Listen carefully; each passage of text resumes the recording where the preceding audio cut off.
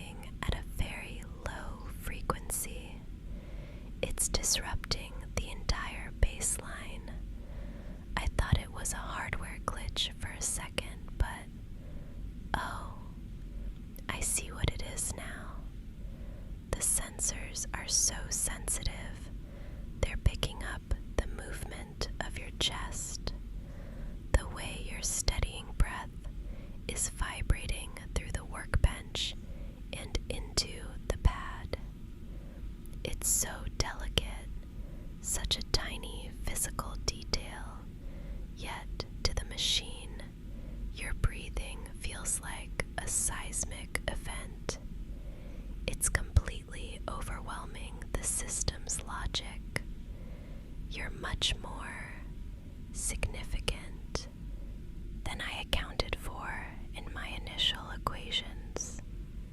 Stay just like that. Don't change a thing. Look at the monitor. Right there, just above the primary haptic feed. Do you see those two oscillating lines? The blue one is your heart rate, and the amber one is mine. A few minutes ago, they were completely out of phase, but now, look at how they're beginning to crest and fall at the exact same millisecond. It's called autonomic resonance. Our nervous systems are literally speaking to each other through this film, finding a shared frequency. I should be taking notes. I should be adjusting the gain on the sensors, but I can't seem to move. My voice. I'm sorry. I'm whispering because I'm afraid if I speak any louder, I'll break this perfect synchronization. The truth is, I haven't been entirely honest with you tonight. The sensor isn't malfunctioning. It's performing with a level of precision I didn't think was possible. And that's what's so frightening to me. I've spent years studying the mechanics of touch, trying to quantify what makes a moment feel real. But I think, deep down, the Human Touch Project was never about the technology. It was an attempt to understand why my own heart rate spikes the second I hear your key in the lab door. It was a way for me to measure the way the air in this room changes when you're standing next to me. I find myself calibrating my entire day, my entire research cycle, just around the hope that you'll stop by to check on me. This lab, it's so quiet when you're gone. It's just a collection of cold metal and hums. But right now, with your hand under mine and the data flowing between us, it feels like the first time the equations actually make sense. I'm going to squeeze your hand just a little tighter, okay? Just to see. Yes. Look at the graph. The coherence is absolute. The data is finally perfect.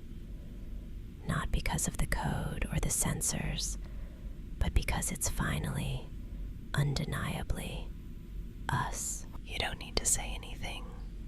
Just keep looking at me. Let the machine record this. Let it see what it's like to be truly seen. I think I've seen enough. More than enough, actually. I have all the data I could ever need for a lifetime right here in my memory, not just on a hard drive. I'm so glad you came tonight. If you enjoy our little sessions, please do like and subscribe, as it really helps speed up the release of new videos for us. Let's turn the monitors off now. There, one by one. See how the room settles into the shadows. It's much better this way, isn't it? Just the soft amber glow of the standby lights and the distant rhythmic hum of the ventilation system. The hardware is finally cooling down, sighing as the electricity stops coursing through the circuits. It's okay to let go of the sensor now. Just let your arm rest. There you go. Actually, why don't you lean back in the chair? The upholstery is designed for long hours of observation. It's quite soft. Just rest your head against the padded armrest and let your eyes close if they want to. You're safe here in the quiet of the lab. The experiment was a total success. More than a success. You have such a rare kind of patience, you know. Most people would have walked away from my frantic late-night theories, but you stayed. You always stay. You're so kind to me, and your presence, it's the only thing that truly balances my equations. We'll look at the final results together in the morning when the sun is up and the world is loud again. But for now, let's just enjoy the stillness. You look so peaceful. Let me take my lab coat. It's still warm from the day. I'll just drape it over your shoulders like a heavy, protective blanket. There, tucked in. Sleep now. You've done so much for me tonight. Though, if you're still awake later, I might have some more adventurous ideas to tire you out. But those ideas are a secret for us to share on my Patreon. You can check the link in the description for the continuation of our night.